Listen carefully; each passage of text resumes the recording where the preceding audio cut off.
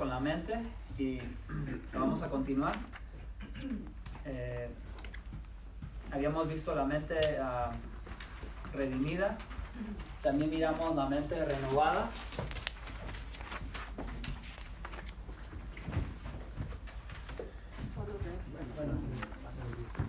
Y lo vemos más o menos como si fuera un proceso.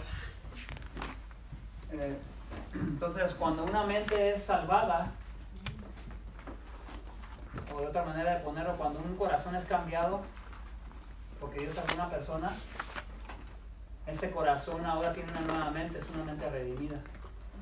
Porque Dios no puede salvar a alguien y la persona sigue pensando de la misma manera, ¿verdad? No es congruente.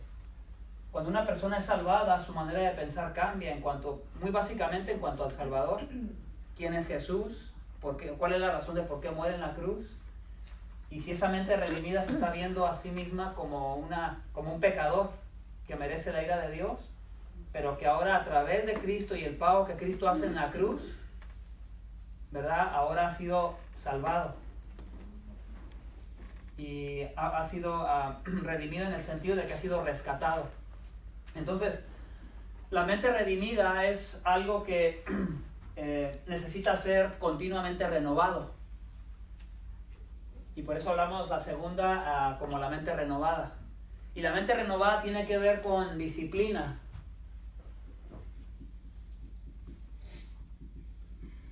Recuerden que lo hemos mirado en Romanos, lo miramos en Efesios. Antes de entrar a los mandamientos, ¿en qué entra? En disciplinarnos en cuanto a qué. La vida diaria, pero más particularmente que debemos de renovar ¿qué? La mente. ¿Se acuerdan? En Romanos 12:2. Por consiguiente, por lo que Dios ha hecho por ustedes ahora, ¿verdad? Les ruego que renueven su manera de pensar, no se conformen a este mundo. Entonces, después de que una persona ha sido salvada, el mandamiento a obedecer es disciplínate en la manera como piensas.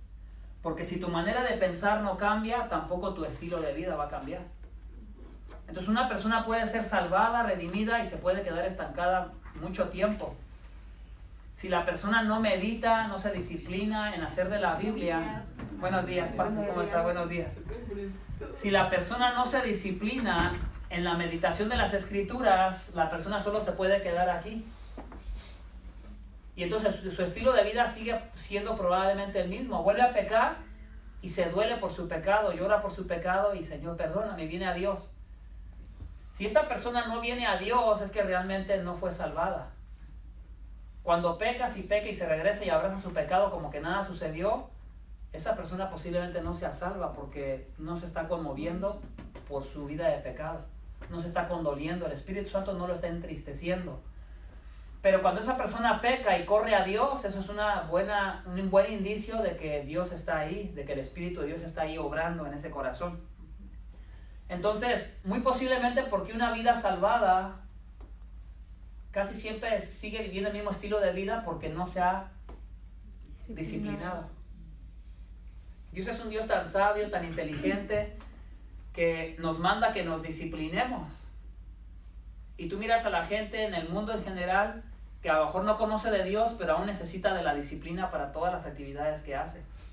Necesita disciplina para levantarse temprano, disciplina para lavarse la boca, disciplina para tender la cama, disciplina para hacer el quehacer, disciplina para hacer su trabajo, disciplina para ser ordenado en su trabajo, disciplina para a qué horas come. O sea, para todo la disciplina es necesaria y se convierte en un estilo de vida. Entonces, la mente renovada es algo que es muy interesante porque ahí es donde verdaderamente comienza a cambiar el estilo de vida. La tercera que vamos a mirar es la mente iluminada.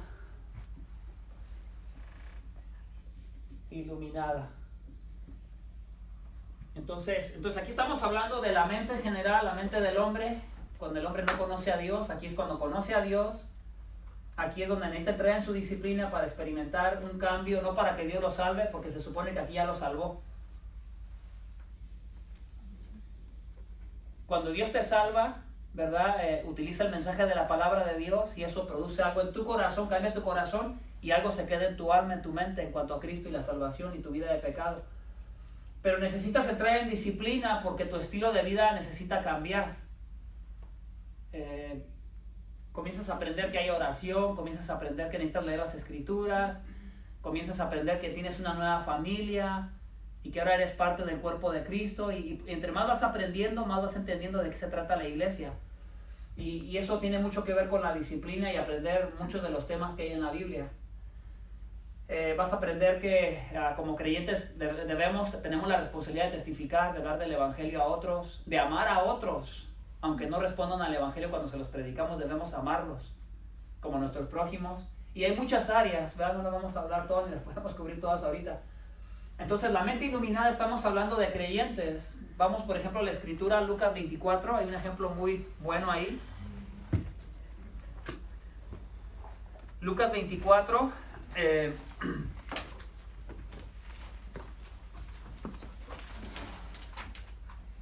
y el versículo 45. Si alguien lo tiene, ayúdame a leerlo, por favor.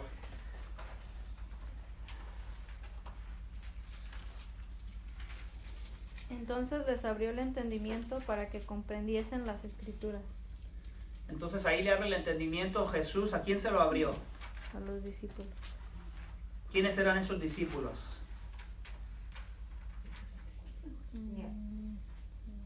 ¿Quiénes eran esos discípulos y qué estaban haciendo ahí con Jesús?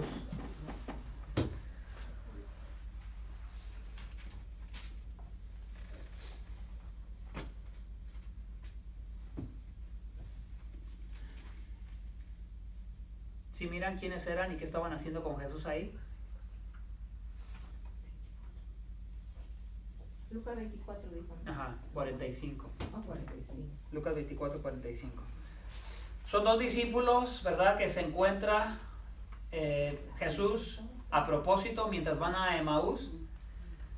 Y es algo que a veces parece difícil de entender, ¿verdad? ¿Cómo es posible que dos discípulos se encuentren a Jesús a quien ya habían visto y no lo pudieron reconocer? No pudieron escuchar el tono de su voz, o sea, que tenía la cara tapada. No creo que iba con la cara tapada Jesús.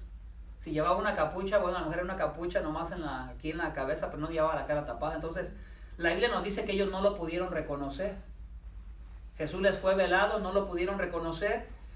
Y hasta el verso 45 dice que les abrió el entendimiento para que comprendiesen las escrituras. Mientras van caminando les habla de Moisés, les habla de los profetas y les habla de salmos. Y particularmente, ¿qué les habló en esa parte del Antiguo Testamento? Les habló acerca de su propia persona, de quién era Jesús. Y que era necesario que sufriera en la cruz. Estaba profetizado que él tenía que sufrir, ser crucificado, ser muerto en una cruz para favor de aquellos pecadores que se arrepienten. Entonces, les abre el entendimiento utilizando las escrituras. ¿Qué tiene que ver con nosotros? Que nosotros como discípulos, aunque somos creyentes, aunque Dios nos ha dado una mente redimida y aunque estamos viviendo una vida en disciplina de continuamente renovar la mente con la lectura de las escrituras, necesitamos de la ayuda del Espíritu de Dios para que nos siga iluminando diariamente. Muchas partes de las escrituras parece que no las entendemos y necesitamos de su ayuda para que las podamos comprender, ¿sí?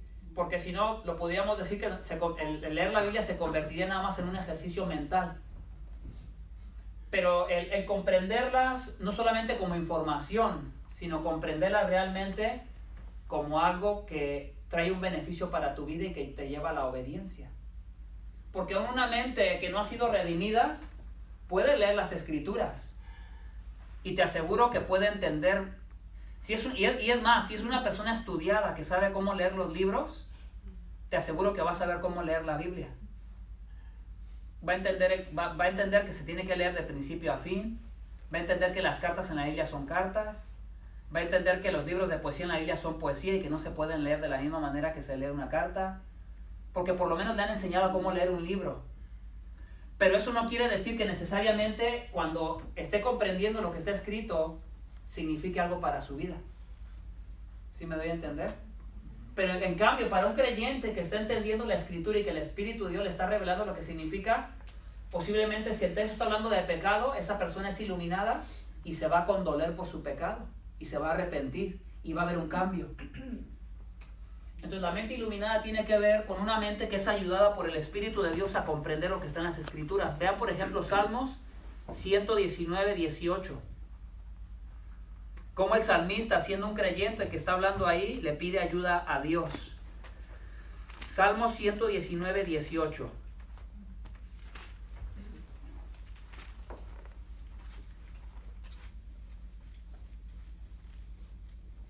Abre mis ojos para que vea las maravillas de tu ley. ¿Qué le pide el salmista a Dios ahí? Que abra sus ojos. ¿Cuáles ojos? Se imagina que le pide que le abra. Espiritual. La mente, ¿verdad? Ábreme la mente para que pueda comprender tu ley, lo que dice, para que pueda mirar el significado de lo que realmente está ahí. Tiene que ver con la mente, porque no creo que le haya estado ciego para que le pidiera que le abriera los ojos físicos. Estamos hablando de la mente. Abre mi mente, ¿verdad? Ayúdame en mi manera de pensar, ayúdame a comprender lo que voy a entender, ayúdame a ver lo que está ahí, que tenga un significado, que tenga una importancia para mi vida.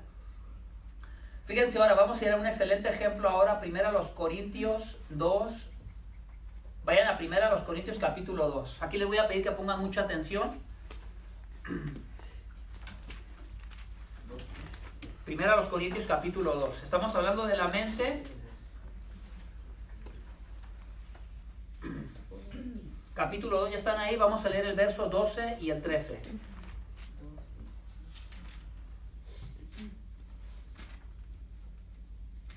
Yo lo voy a leer. Y nosotros hemos recibido, no el espíritu del mundo, sino el espíritu que viene de Dios, para que conozcamos lo que Dios nos ha dado gratuitamente. Ese nosotros, hay que leer todo el capítulo para entender quién es ese nosotros, ¿verdad?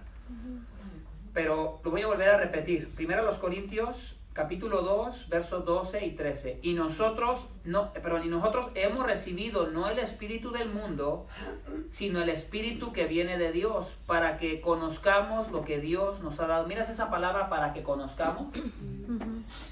Entonces Dios le ha dado el espíritu de Dios a los creyentes para que comprendan, para que tengan entendimiento. Cuando están leyendo algo de las Escrituras, el espíritu de Dios te ayuda a que tenga un significado, un valor, una importancia, pero obviamente al comprender lo que está enseñando ahí la Escritura.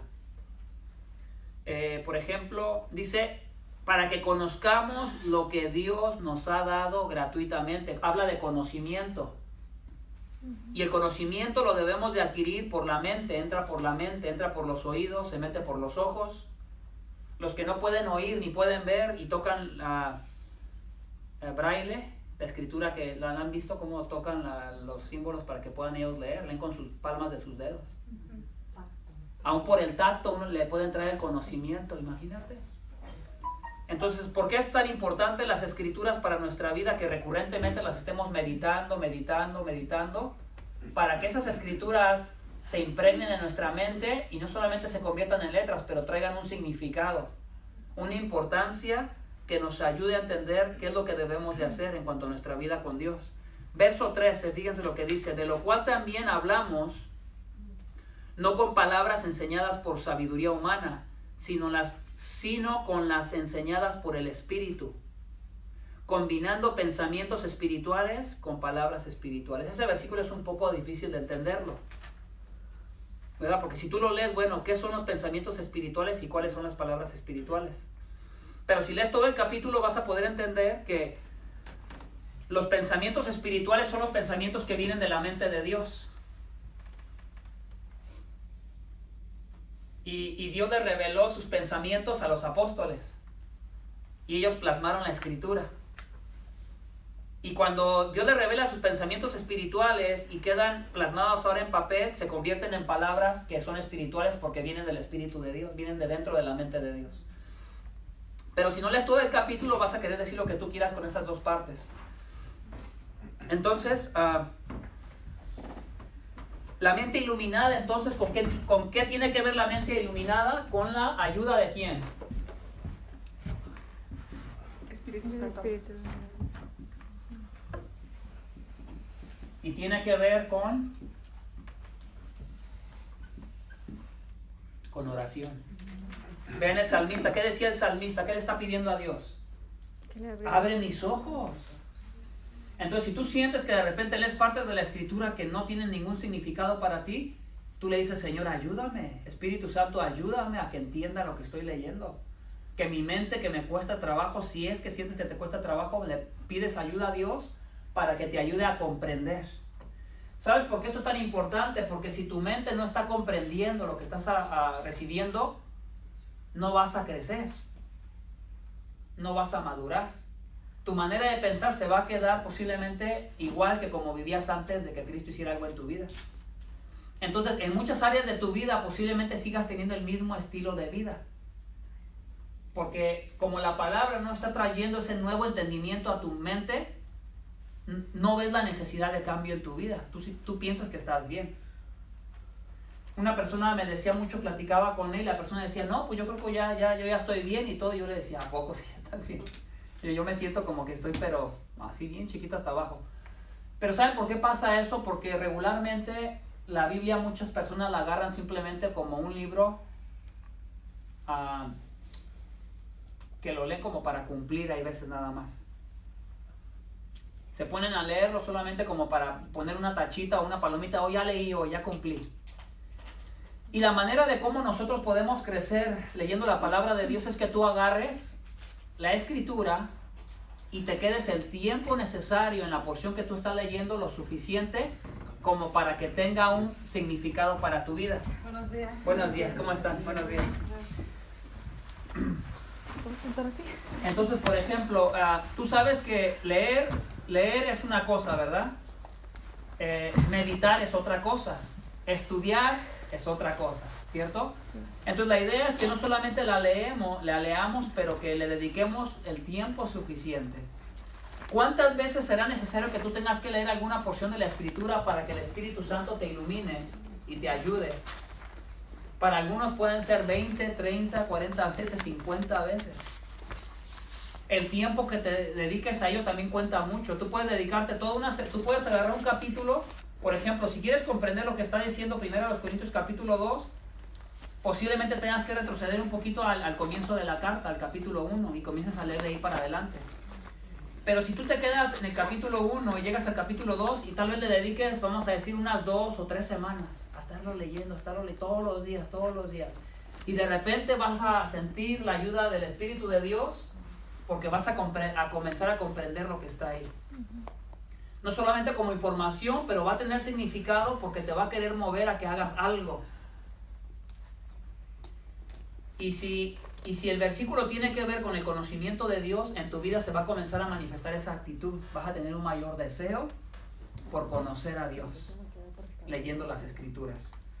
Entonces hemos hablado de la mente redimida, la mente renovada. Ahora hemos comenzado con la mente iluminada. La mente iluminada es la mente que es constantemente ayudada por el Espíritu de Dios. Y en oración le pedimos que nos ayude a comprender la palabra. Que la palabra se haga una realidad en nuestras vidas, que nos lleve a practicarla. Muchas veces la gente dice, agarran ese versículo que lo hemos leído, ¿verdad? Muchas veces fuera de contexto. Ustedes lo han escuchado porque dice, porque la mucha letra mata, mas el Espíritu da vida. Entonces lo agarran para decir que no leas mucho la Biblia porque te vas a volver loco. No leas mucho la Biblia porque, mira, dice que es verdad que el conocimiento en muchas personas puede convertirse en orgullo. Y más si se comienza a manifestar hacia afuera, si es evidente. Posiblemente la persona piense que no es orgullosa, pero si las demás personas lo miran y perciben que es orgulloso, pues, y más si son 20 o 30 personas que se han dado cuenta, no va a tener cómo excusarse esa persona aunque él diga no soy orgulloso. Porque realmente tendemos a manifestar lo que somos, la manera como pensamos y cómo sentimos. Pero aquí lo importante es que comprendas que no se puede crecer si no meditas en las Escrituras lo suficiente para que tú te quedes con algo que está en la palabra de Dios. Entonces déjame decirte, hermano y hermana, que se necesita de tiempo, que tú le dediques a algo en particular. Lo suficiente para que comprendas, entiendas, para que el Espíritu de Dios te alumbre, te ayude. Entonces cuando el Espíritu de Dios te alumbra, tú comprendes lo que está en esa porción de la Biblia y se queda en tu vida. Y esa parte de la Escritura que se quedó en tu vida, en tu mente, no solamente en tu corazón, pero también en tu mente. cuando se presente la tentación, cuando se presente el problema o la falta de sabiduría para cómo comportarte en diferentes situaciones, lo que has agarrado, absorbido de las Escrituras con ayuda del Espíritu, va a producir una marca en tu corazón y en tu mente para que en ese momento tu mente te ayude y tu mente se convierta en tu aliado y no en tu enemigo. Entonces la mente te va a traer las Escrituras que el Espíritu Santo te ha dado convicción para que en ese momento ese pensamiento de la Escritura se convierta en algo que tú vas a agarrar y lo vas a obedecer en el momento de diferentes situaciones, cualquiera que sea la situación. Y eso es lo que a veces hace falta, ¿verdad? Que nosotros renovemos más nuestra mente con la ayuda del Espíritu de Dios. Voy a seguir a la otra y creo que entre más vayamos abarcando, más vamos a ir entendiendo. La siguiente sería la mente como la de Cristo. Como la de Cristo. Entonces, si hablamos el cómo, habla acerca de modelo, de cómo es. Entonces, ¿a dónde nos quiere llevar esta mente renovada que nos pide la Escritura que la renovamos a que nos parezcamos a quién? A Cristo. A Cristo, el modelo, Dios caminando como hombre en la tierra.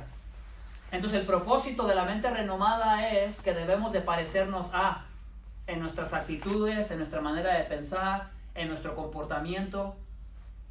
Pero obviamente para que nuestro comportamiento sea como el de Él, necesita nuestra mente primero ser como la de Él. Entonces, ¿dónde está la mente de Cristo? ¿Flotando en el aire? En las Escrituras. En la Biblia. Está plasmada en la Biblia. Ahí está la mente de Cristo. Entonces, cuando la mente es redimida, ahí está la mente de Cristo, pero en una pequeña porción. Cuando te salvó. En esta pequeña porción, cuando ha sido redimida tu mente, tú tienes una comprensión muy básica del Evangelio. Pero obviamente, entre más la sigues renovando, ¿qué comienza a pasar con la mente de Cristo? Se comienza a formar en otras áreas más de tu vida. No solamente en que te salvó, pero que ahora tienes una responsabilidad para con Dios, para con su familia, que es la iglesia, para con otros, que hay que predicar el Evangelio, para con tu propia casa, cómo amar a tu esposa, cómo disciplinar a tus hijos, cómo vivir para la gloria de Dios en tu trabajo. Y comienza la mente de Cristo a formarse en más áreas, en más áreas, en más áreas, en más áreas. Entonces, no estamos solos, somos ayudados por el Espíritu de Dios, pero con el objetivo de que nuestra mente sea como la de Cristo. Ahora sí, vamos otra vez de regreso a 1 Corintios, no sé si todavía están ahí, pero si están ahí, 1 Corintios capítulo 2. Vamos a hacer un pequeño ejercicio, vamos a hacer un ejercicio de 1 Corintios capítulo 2 y les voy a ayudar cómo interpretar un poquito lo que está hablando 1 Corintios capítulo 2. ¿Ya están listos y listas? Ok. El capítulo 2, si van al último versículo del capítulo 2 de 1 Corintios, lo voy a leer. ¿Están ahí? No. Verso 16, porque ¿quién ha conocido la mente del Señor para que le instruya? O sea, ¿quién puede decir, verdad, que tiene completamente toda la mente de Dios para que le quiera enseñar algo a Dios? Y dice el apóstol Pablo aquí, mas nosotros tenemos la mente de Cristo. Ese nosotros, hay que entender quiénes son. Y cuando dice, mas nosotros tenemos la mente de Cristo, si no leemos todo lo que está detrás, no vamos a entender a qué se refiere con que nosotros tenemos la mente de Cristo. ¿Ok? ¿Ya están preparados? Ahora vayan a 1 Corintios, capítulo 2, verso 1. Y quiero que me vayan siguiendo con su vista en el texto. Yo tengo la versión de las Américas y es muy parecida a la Reina Valera. Entonces, si poquito cambia la palabra, no te preocupes. Pero son las dos mejores Biblias que tú puedes tener para estudiar, la Reina Valera y de las Américas. Ok, verso 1. Cuando fui a vosotros, hermanos, ¿quién está hablando ahí? Pablo. ¿Y a quién había ido? ¿Quién había ido a ellos? Pablo, ¿cierto? Ahora, él les está escribiendo la carta aquí, pero él, antes de escribirle la carta, años atrás, como unos 10 años atrás, él había ido por primera vez y les había predicado el Evangelio. Ahorita les está mandando la carta y les está recordando cuando fue a ellos, tiempo atrás, años atrás. Cuando fui a vosotros, hermanos, proclamándoos el testimonio de Dios, pongan atención a estas palabras, no fui con superioridad de palabra o de sabiduría. Pongan atención donde dice palabra, superioridad de palabra o de sabiduría. ¿Cómo dice la Reina Valera? Excelencia de palabra, excelencia de palabra. Ok, verso 2. Pues nada me propuse saber entre vosotros excepto a Jesucristo y a este crucificado. ¿Cuál era el mensaje de las palabras que hablaba Pablo? El mensaje de la cruz. Un Cristo crucificado. ¿Ok? Verso 3. Y estuve entre vosotros con debilidad y temor y mucho temblor. Verso 4. Pongan atención con la palabra que les dije en el verso 1, palabra, superioridad de palabras o de sabiduría, que es sabiduría humana. Ahora en el verso 4, y ni mi mensaje ni mi predicación fueron con palabras persuasivas de sabiduría. Otra vez. Se está repitiendo otra vez palabras persuasivas de sabiduría, sabiduría humana. Él está diciendo, el mensaje que les proclamé, su contenido era Cristo crucificado. Yo no les hablé con superioridad de palabras de los hombres ni de este mundo. Y el énfasis en todo este capítulo va a ser palabras y sabiduría, palabras y sabiduría, palabras. Se va a repetir demasiado. Y eso te va a ayudar a que entiendas el énfasis del autor. Él está haciendo un énfasis en cuanto a las palabras de sabiduría humana y que las de Dios no son así como esas. Entonces, sino con demostración del Espíritu y de poder. ¿Por qué hubo demostración del Espíritu y de poder? Porque se convirtieron los corintios. Ahí está el poder de Dios. Hubo conversiones de personas. Se convirtieron a Cristo, creyeron. Ahí está el poder de Dios. No está hablando de milagros, no está hablando de sanidades, está hablando de conversión. ¿Cómo Él sabe? Les está recordando, porque ustedes están ahorita aquí, creyeron. Mi mensaje de un Cristo crucificado no fueron palabras humanas de sabiduría humana. Hubo demostración de poder porque ustedes se convirtieron y vinieron a la fe. Ahí está el poder del Espíritu de Dios. Entonces, para que vuestra fe no descanse en la sabiduría de los hombres. ¿Notas esa palabra otra vez? Sabiduría de los hombres. Dice, sino en el poder de Dios. Entonces, ya hemos hablado 3 veces de superioridad de palabras o de sabiduría de los hombres. 3 veces ya. Verso 6, sin embargo, hablamos sabiduría de los que han... Ahora habla de sabiduría también en el verso 6, pero ahora una sabiduría diferente a la sabiduría del mundo. Dice, pero ahora hablamos sabiduría entre los que han alcanzado madurez. ¿Quiénes son ahí los maduros? Los que se están convirtiendo, los que ya tienen la mente. No está hablando de personas maduras que ya son súper maduros en carácter, como el carácter de Cristo. El contexto ahí es personas que se han convertido por el poder de Dios. Creyentes que ahora, ¿verdad?, están entendiendo el Evangelio, que su mente está ahora redimida y que puede ser ahora capaz de ser disciplinada e iluminada por el Espíritu de Dios. Entonces, sin embargo, hablamos sabiduría entre los que han alcanzado madurez. ¿Por qué? Porque ya la pueden comprender. ¿Dónde miras esto? Retrocedan un poquito al capítulo 1, verso 18 y 19. 18, 19, 15. Léalo por favor a alguien. Porque la palabra de la cruz es locura a los que se pierden, 18, 19. pero a los que se salvan, esto es, a nosotros, es poder de Dios. ¿Sí lo miran ahí? El poder de Dios para aquellos que se han convertido. Pero para aquellos que rechazan el mensaje, la palabra se les quedó como una locura todavía. Les hablas de un Cristo crucificado, ¡ah, qué tonterías! ¡Ja, ja, ja, ja! Y se ríen. Porque así es el hombre sin Dios. Así es el hombre sin un corazón transformado. Así ve el mensaje de Dios como una total locura y como una tontería. Entonces el contexto habla mucho de sabiduría de los hombres porque a los corintios les encantaba escuchar en el anfiteatro a esas gentes que hablaban muy bonito, que tenían mucha capacidad de diálogo y de palabras. Y el entretenimiento de ellos era eso.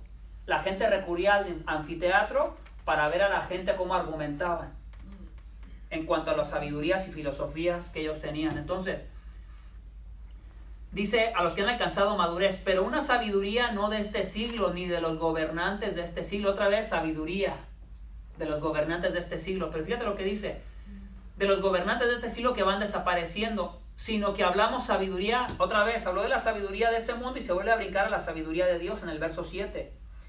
Sabiduría de Dios en misterio, una sabiduría que está oculta, que no cualquier persona la puede encontrar, que no está revelada para cualquier persona, sino para aquellos simplemente que se están convirtiendo, que están respondiendo en fe y arrepentimiento. Dice, la sabiduría oculta que desde antes de los siglos Dios predestinó para nuestra gloria. No me voy a meter mucho ahí en la predestinación porque no es el tema, ya después lo miraremos más adelante, pero ahorita mi punto es el contraste entre la sabiduría del hombre y la sabiduría de Dios. Lo está recalcando muchas veces ahí. Verso 8, otra vez la sabiduría de Dios, fíjense, la sabiduría que ninguno de los gobernantes de este siglo ha entendido, porque si lo hubieran entendido no habrían crucificado al Señor de gloria. Y no lo iban a entender, porque el plan de Dios era que no lo entendiesen.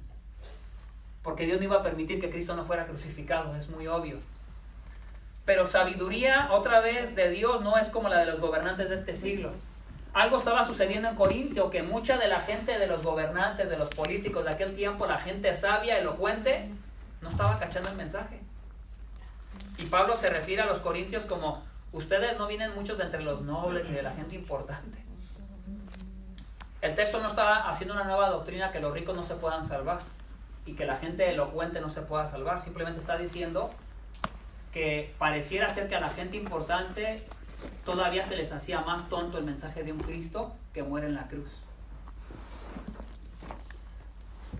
Entre más orgulloso y más importante se cree la persona, más tonto pareciera ser el mensaje de un Dios todopoderoso, creador del universo, que se rebajó a humillarse y morir en una cruz como un hombre. Pero a Dios le plació utilizar ese mensaje para salvar. Dios lo podía haber hecho de otra manera, sería otro tema, pero a Dios así le plació. Por eso tiene que ver con Dios, con su predestinación, con lo que Dios ha hecho, con lo que Él ha querido hacer. Entonces, vean ahora el verso 9. Se pone más interesante. Sino como está escrito, cita una porción del Antiguo Testamento.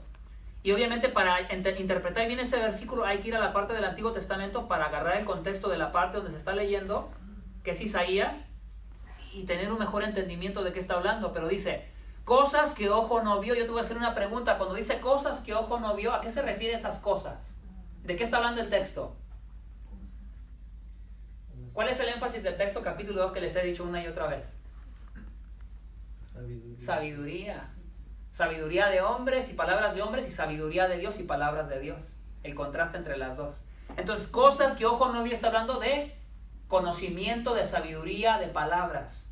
Entonces, palabras que ojo no vio, entendimiento que ojo no vio, ni oído yo. O sea que no es una revelación que salga del hombre, de una capacidad humana. El mensaje de Dios no surge en el corazón del hombre, ni en su mente, ni en su capacidad intelectual. Dice, son las cosas que Dios ha preparado para los que le aman. Si supliéramos esa palabra cosas, es el conocimiento o el entendimiento o las palabras de Dios, son las cosas que Dios ha preparado para los que le aman. Verso 10, pero Dios nos las reveló. Entonces quiero que relaciones, Dios nos las reveló. ¿Qué nos reveló? Lo que está hablando arriba, las cosas, y esas cosas tienen que ver con sabiduría de Dios. Entonces, pero Dios nos reveló su sabiduría, sus palabras y su conocimiento, nos la reveló por medio del Espíritu. A una pregunta, ¿aquí quién está hablando en el verso 10? Pablo, ¿sí? Está hablando Pablo, el que escribió la carta a los Corintios. Él la escribió. Pero fíjense lo que dice aquí. Pero Dios nos las reveló por medio del Espíritu. Él dice nos. No dice se las. Dice nos. Regresa al versículo, a capítulo 2, verso 1. Alguien léalo, por favor. Así que, hermanos, cuando fui a vosotros... Hasta ahí, a vosotros. Pablo primero le dice, cuando fui a ustedes. ¿Ok? Verso 10, pero Dios nos la reveló. No está hablando, pero Dios se la reveló a ustedes. Está hablando desde la posición de autoridad como un apóstol, como un maestro, como alguien que recibió las palabras espirituales de Dios por el Espíritu de Dios y le fueron reveladas para que las pudiese expresar en palabras espirituales que vienen desde Dios, pero habladas por un instrumento humano. Entonces, pero se está refiriendo a unas personas diferentes al vosotros. Vosotros son los corintios y él se está incluyendo en un grupo aparte. Entonces, porque Dios nos la reveló por medio del Espíritu, porque el Espíritu todo lo escudriña a unas profundidades de Dios. Estamos hablando de las cosas del texto de arriba, que son cosas escondidas al mundo en general, pero son reveladas a aquellos maduros, a aquellos que han respondido en fe y arrepentimiento y que les ha sido revelada la verdad por el poder del Espíritu de Dios. Pongan atención a este ejemplo del versículo 11. Porque entre los hombres, ¿quién conoce los pensamientos de un hombre sino el espíritu del hombre? Pablo está explicando la manera como recibió la revelación que viene de Dios. Y pone el ejemplo del hombre, ok. ¿Quién conoce, por ejemplo, tus problemas que tú tienes mejor? Tú mismo. Si tú no se lo has platicado a nadie, ¿quién conoce tus problemas que tú cargas contigo? Dios. Tú misma o tú mismo. Porque esos problemas llegan a ser parte de tu corazón, de tu espíritu, te oprimen, pero también son parte de tus pensamientos, porque se te vienen constantemente tus problemas a tus pensamientos. No solamente problemas, pero hablemos de alegrías, hablemos de tristezas, hablemos de diferentes actividades que pasan en nuestra vida, comienzan a afectarnos, no solamente espiritualmente en el corazón, pero en la mente, porque se vienen constantemente a la mente y luego producen algo en nuestro corazón, un sentir. Entonces, el punto que él está tratando de hacer es, con este ejemplo, es decir, así como el hombre conoce él mismo lo que está dentro de su alma y de cómo se está sintiendo, fíjense lo que él dice. Asimismo, nadie conoce los pensamientos de Dios sino el Espíritu de Dios.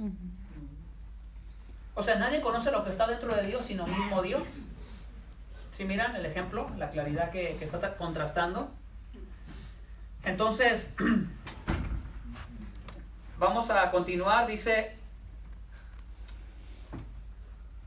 verso 12. Y nosotros, otra vez, Pablo poniéndose en la posición de maestro con un grupo de personas que están bajo la autoridad de él y que les ha sido revelada la palabra de Dios.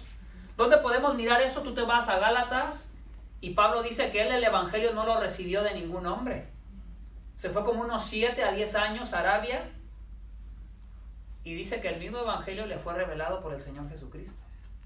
O sea, el evangelio ni siquiera lo aprendió de los otros apóstoles que ya lo sabían.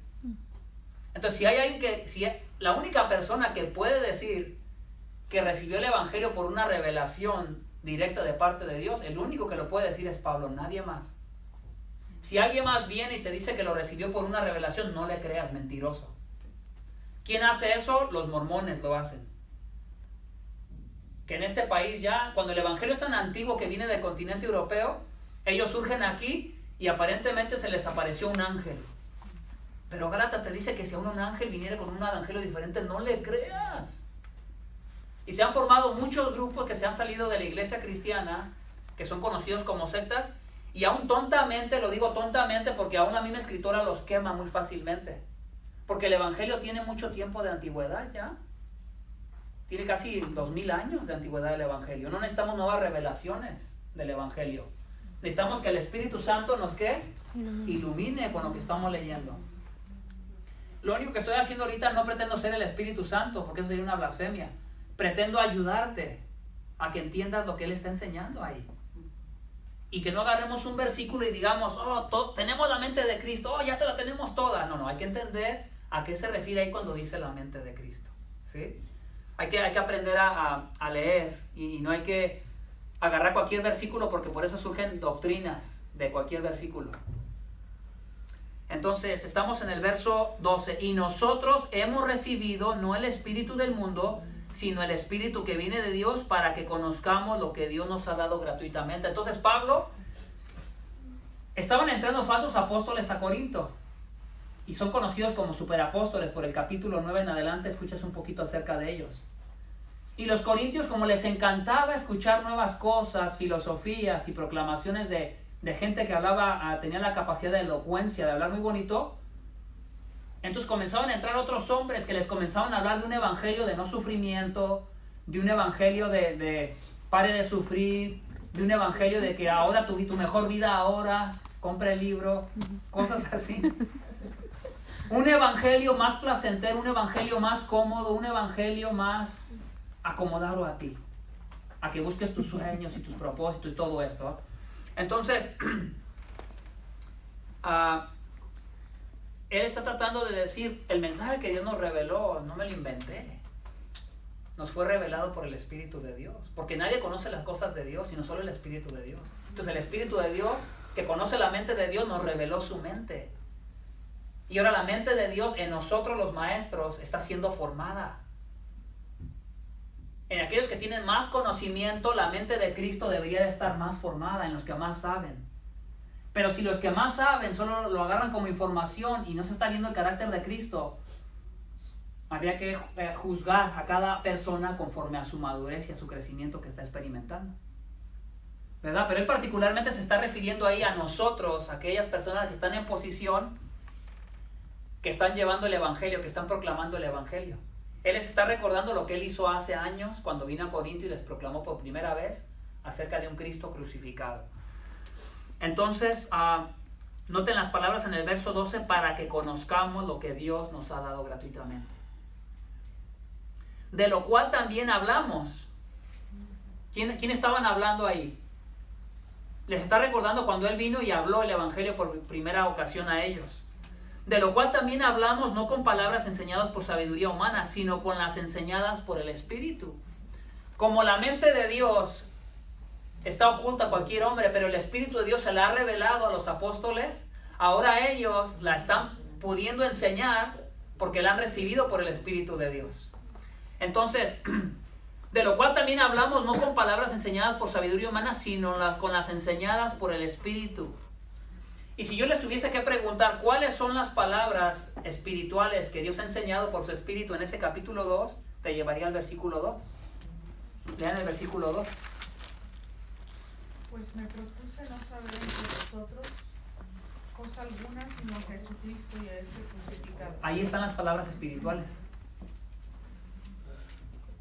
Ahí está el contenido del evangelio, esas son palabras espirituales.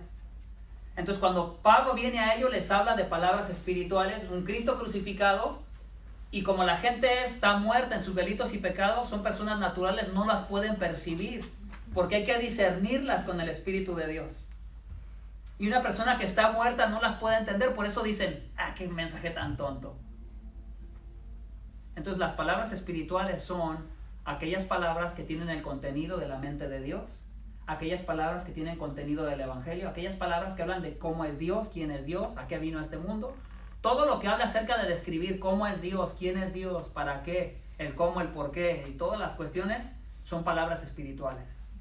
Y fueron reveladas a los apóstoles para cuando se las predicaron, en este caso Pablo, a los corintios. Entonces, combinando pensamientos espirituales, ahora sí ya podemos entender mejor, combinando pensamientos espirituales con palabras espirituales. ¿Cuáles son los pensamientos espirituales?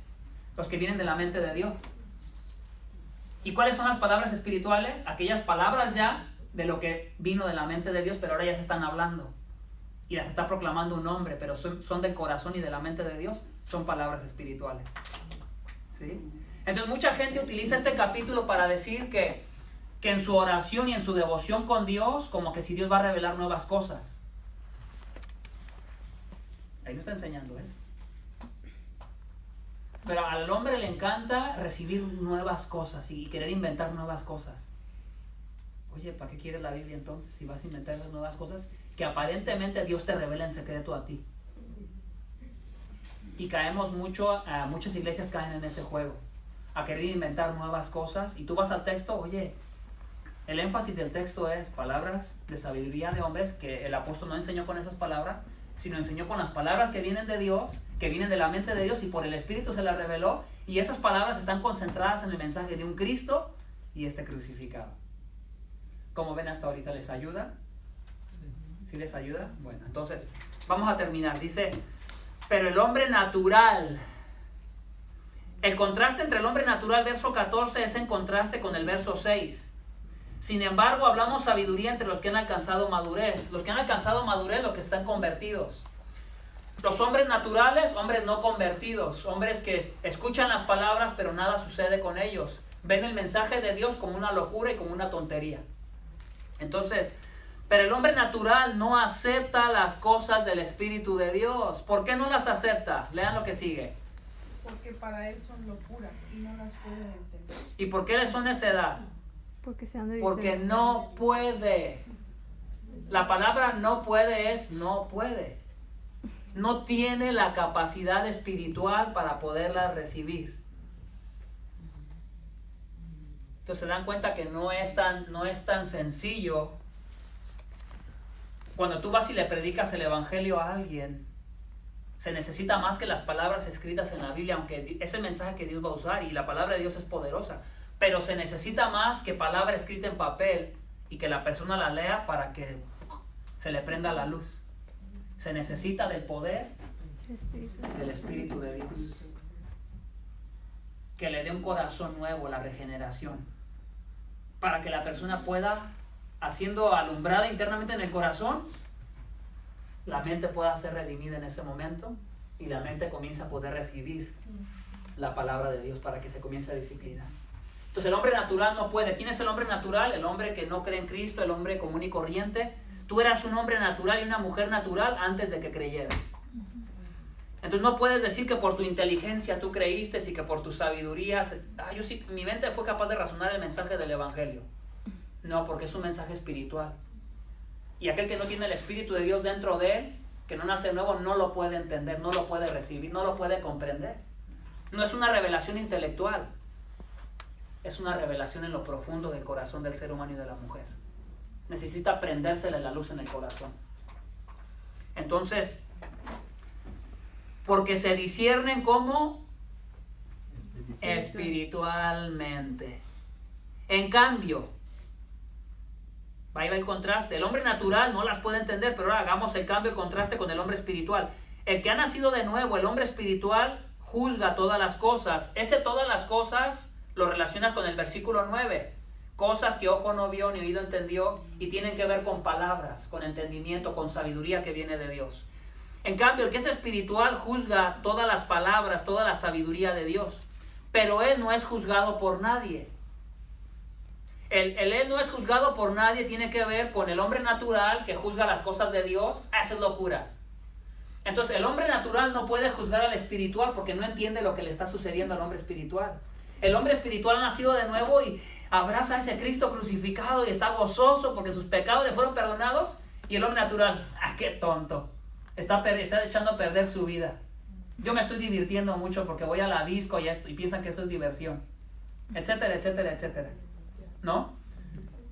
Entonces el hombre natural no puede juzgar al espiritual porque no entiende las cosas de Dios, pero el hombre espiritual sí juzga todas las cosas que vienen de Dios porque tiene el Espíritu de Dios y ahora puede, como está redimida su alma, su mente, puede entender la palabra, disciplinarse, le ayuda el Espíritu Santo y se comienza a parecer a Cristo porque su mente se está llenando del conocimiento del carácter de Cristo. Entonces termina diciendo, ¿por qué este hombre espiritual no es juzgado por el natural? Porque ¿quién ha conocido la mente del Señor? La mente del Señor no la tienen los hombres naturales. ¿Quién tiene la mente del Señor? Particularmente aquí, los apóstoles que están enseñando. Porque les están diciendo, nosotros no les trajimos, yo no vengo a compararme con esos superapóstoles ni a competir con ellos, a traerles nuevas revelaciones. Lo que yo recibí, lo recibí directamente de Dios. Y les puedo enseñar que fue con poder porque ustedes se convirtieron. Hubo poder de Dios cuando les hablé del Evangelio. Ustedes se convirtieron, vinieron a la fe. Él está en cierta manera reclamando un derecho. Yo les vine a hablar con palabras de Dios. Los corintios lo criticaban mucho a él y decían que era medio tosco. Hay unas críticas más adelante en Corintios, lo criticaban. Y Pablo les decía, sí, puedo ser medio tosco al hablar, pero en conocimiento no soy como un bebé que no sepa nada. Y él viene a reclamarle su derecho porque se estaban dejando engañar por estos superapóstoles, la iglesia de Corinto. Entonces él les está diciendo, ¿verdad?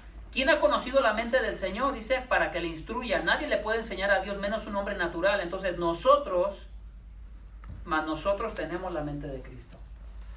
Como recibimos un mensaje que viene de la mente de Dios y nos ha sido revelado el Evangelio por el Espíritu de Dios, nosotros que les estamos enseñando el Evangelio tenemos la mente de Cristo. Ahora, cada creyente tiene la mente de Cristo, pero en pequeñas porciones. A conforme se va disciplinando, a conforme va adquiriendo mayor conocimiento de todo lo que está en la Biblia. Y vamos a terminar aquí en la mente de Cristo. Todavía faltan, vamos a hablar de 3 mentes más.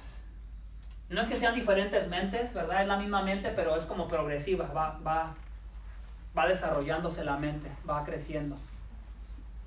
Para que te vayas pareciendo más como a Cristo. ¿Alguna pregunta hasta aquí? ¿Algo que quieran comentar? Vamos a hacer unos 5 minutos de preguntas y luego hacemos un tiempo para que ustedes platiquen.